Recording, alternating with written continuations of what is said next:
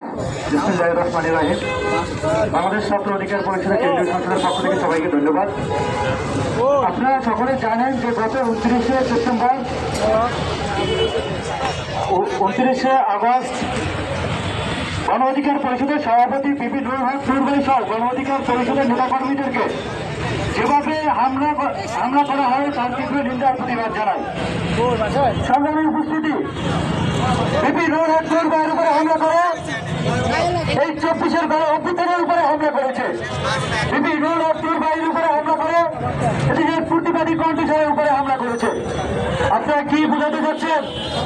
এদেশের গণ অভ্যুত্থানের মহানায়ক, এদেশের তরুণদের কণ্ঠস্বর পিপি নুরুল হক নুর ভাইয়ের উপরে হামলা করে তাকে হত্যা করে এদেশে আবার পুনরায় ভারতীয় আধিপত্যবাদকে প্রতিষ্ঠা করবে। তা আপনারা কখনোই সফল হবে না। বাংলাদেশের আনাচে থেকে পৃথিবী শহরের অলিগলি থেকে আবার ছাত্র জনতা মিছিল নিয়ে বাংলা রাজপথে নেমে আসবে এবং এদেশ থেকে ভারতের আধিপত্য আগ্রাসনকে চিরতরে ধ্বংস করে দিবে।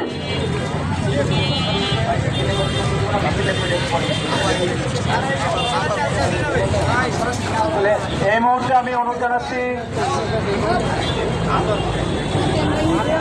গণ অধিকার পরিষদের সম্মানিত সহসভাপতি জনাব আরিফুল ইসলাম আরিফ ভাই। বিসমিল্লাহির রহমানির রহিম। আমরা আজকের এই প্রতিবাদ সভা থেকে বলতে চাই, ইতিমধ্যে কিন্তু 14 দিন পার হয়ে গিয়েছে। আমরা এখন পর্যন্ত সরকার থেকে কাউকে গ্রেফতার করতে দেখি নাই। এই সরকার হাজারো শহীদের রক্তের উপরে আমরা সরকারকে সাপোর্ট দিচ্ছি, তার মানে এই নয় সরকার যা খুশি তা করবে। আমরা বলতে চাই, যারা এই মর্মান্তিক হামলার সাথে